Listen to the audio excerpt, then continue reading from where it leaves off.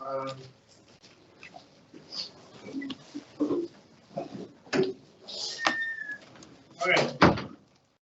We're starting chapter 7. You did the study guide. Most of you did the study guide.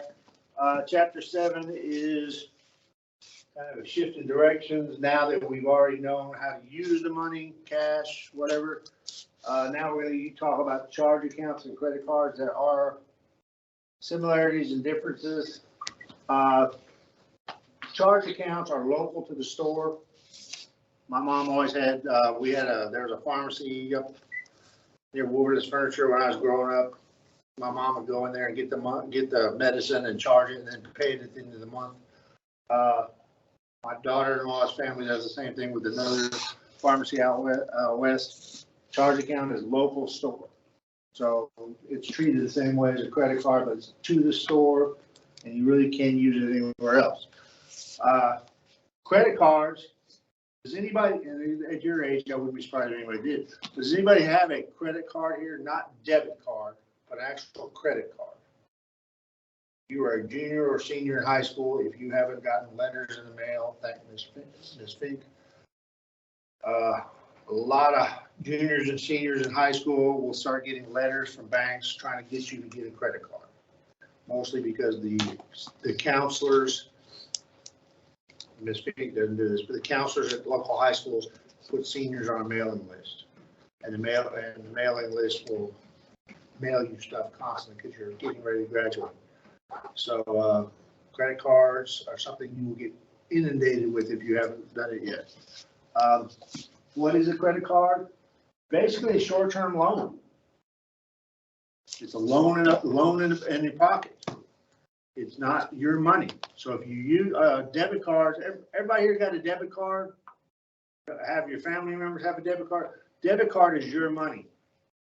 When you use a debit card, you're using your, even though they say you want to ask if they ask you if you want to use it like credit or debit, that's all just a paperwork issue. It has nothing to do with whose money it is. It's your money. A debit card is the money that you've got in a bank account, normally a checking account. When they ask you if you want to use it like credit or debit, it's who pays the fees. If you use it like a debit card, you're paying the fees because there's always fees. If you use it like a credit card, the store pays the fees. Yes. So if you had a credit card like 500 credit cards, something like that, and you spent all of it and went overdraft a little bit, you paid off the overdraft. Like not paid off the overdraft, but like how much would you have to pay back? Well, if it's a credit card, you got to pay it all back. If you have any balance on it all on a credit card, that's money you owe the bank. If it's a debit card, sorry guys, I don't mind you, but it's very distracting. Debit card is your money. You don't have to pay any money back unless you get in the hole. It is zero. Then you just pay enough to get above zero. Credit card, if you have anything on it, you owe that money. You got to pay it back at some point. You can go to jail for it too. It's a credit card fraud. Go to jail. They can take stuff from you. A lot of people have problems about credit card. And again, credit card companies know this, and they want you to keep it balanced on there, because we'll talk as we go through the chapter, because that's how they make their money. Like then paying off your credit, make your credit score better? Yes. Okay. And credit cards are meant to be easy to use because they want you to keep it balanced. Again, I mentioned this before, maybe not this time, I don't know. My daughter is great with money. I mean, she's great with money. She can organize money. If she got a nickel to her name, she can use that nickel really good. But when she was in high school, she got a credit card. And at the first month after having a credit card, she got the bill from the credit card company. She owed $200. She said, I don't know where I charged it.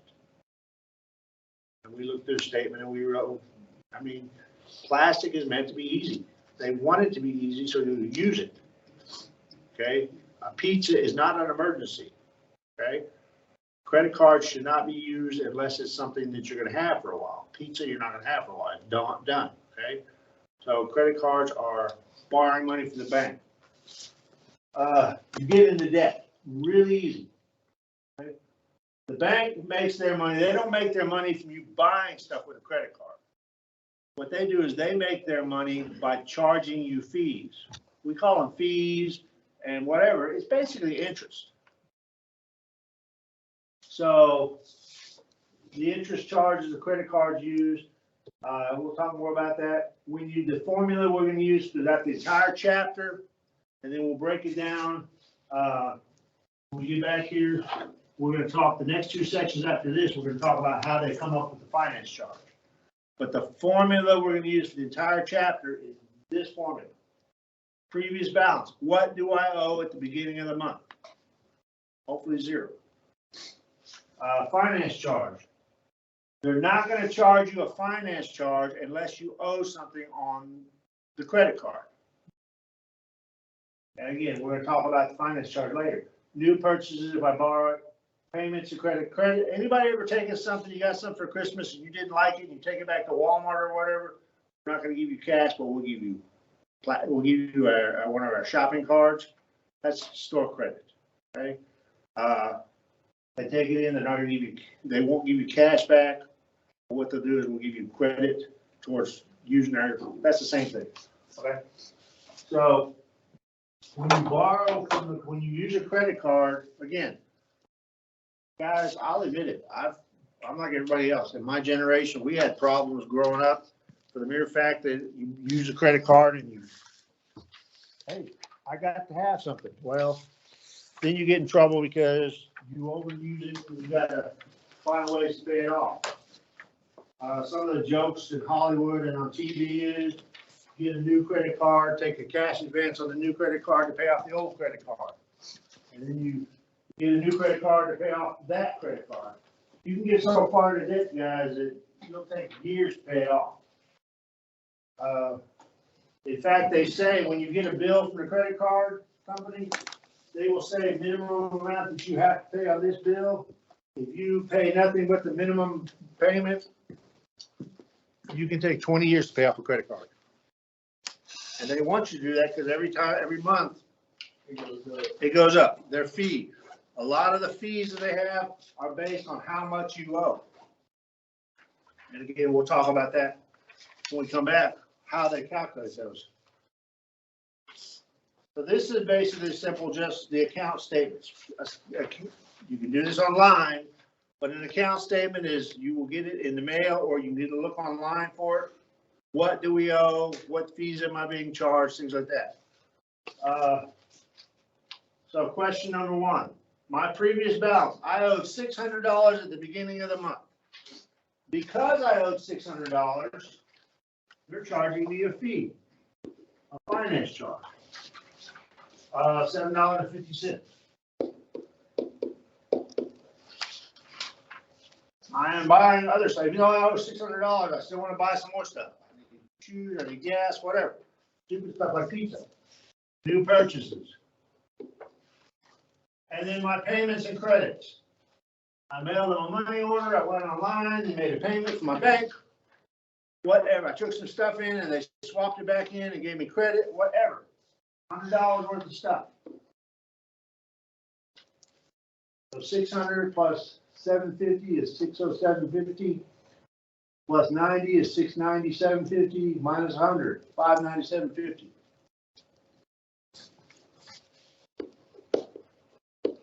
And please check the math. I'm doing that in my head and hold and things don't work all the time. Okay, so understand I'm not trying to be sarcastic. So basically, the entire first page is just what we did there. We're using that formula. I don't even think there's any algebra on this thing. Yes, number 12. Number 12 on the back. Not really algebra, okay. Angelina Cisneros earns $15.60 per hour. How many hours per week must she work if she wants to earn approximately? Again, this has nothing to do with credit. I don't know why they do this, but this is straight out of your book, by the way. So she needs to earn $550 per week.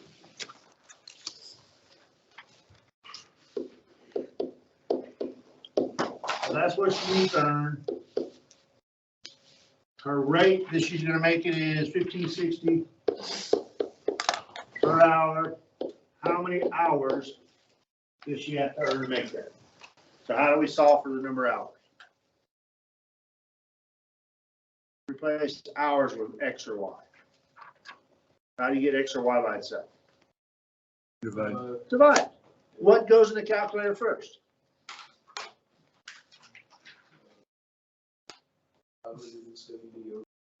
550. Okay, 550. Because you gotta get this to this side, so you divide both sides by 1560. This cancels out. Anything divided by itself is 1, so it cancels out, goes away. 550 divided by 1560 is what? 35.26. What? 35.26. 35.26. Now, question. So what does that say, how much? Now, go ahead, your question? Is that how much you make per hour? No, this is how much she makes per hour. Okay. So what number is this? What was the question asking for? I mean, that's for week. How many hours? Very good. How many hours? So if you put a dollar sign in front of there, it's wrong. But also think about this, and this is trivia, and this is the correct answer. I'll accept this. But think about this. Is there any job out there that pays you less than an hour, less than 15 minutes, less than this? We're down to minutes. Is there any job out there that pays you that much? Okay. When I worked at Exxon, what they did is, what's 60 minutes divided by 10? 60 divided by 10? 6 minutes, okay? So what they would do is when I worked at Exxon, they would pay you to the nearest 6 minutes because that's 0.1 hours. Right? When I worked at Domino's Pizza, they paid you to the nearest 15 minutes. 25, quarter an hour. When you come in tardy here, you're being charged 1 hour for coming in tardy. That's why we do that. It's real world. Nobody pays you for every minute, okay? So, yes, this is the correct answer, okay? But what would probably be the answer, since if you do by quarter hour, then you'd have to work 35 and a half hours because you have to round up the next half hour or whatever, okay? But this is the correct answer for this. I'll accept this. But in the real world, you probably have to work 35.5 hours. Because 35 and a quarter hours is not enough. You have to go up the next quarter hour. So understand, real world versus math is different. Keep that in mind. Okay, if anybody's got a question, again, using that formula, every one of them is going to use that formula. Now, last thing, and I'll shut up and you guys can get to work and I'll answer any questions. There is no school tomorrow. Good Friday, it's the school holiday, so they will chase you off campus at 3:05 today because we can't leave till you're gone, and we get to leave at 3:05 if everybody's gone. So they will chase you off campus. Go away. All right, no classes tomorrow. Monday, some schools are not doing transportation. So if you show up Monday, we won't give you anything new. It's going to be considered a makeup day. So show up, we'll do makeup. You'll get good, you'll be able to catch up on stuff. Okay. Try to show up if you can, but we're not going to do anything extra. If everybody shows up, we may, but I'm not going to make you guys go farther in the holes. With all this testing, it's really been freaky. Okay. So it's officially a school day Monday, but if you don't show up because of transportation issues, and that's the reason you don't show up, we're not going to penalize you for it. We'll say don't do it, but we're not going to penalize you for it. Anybody got any questions? Okay, go for it. Is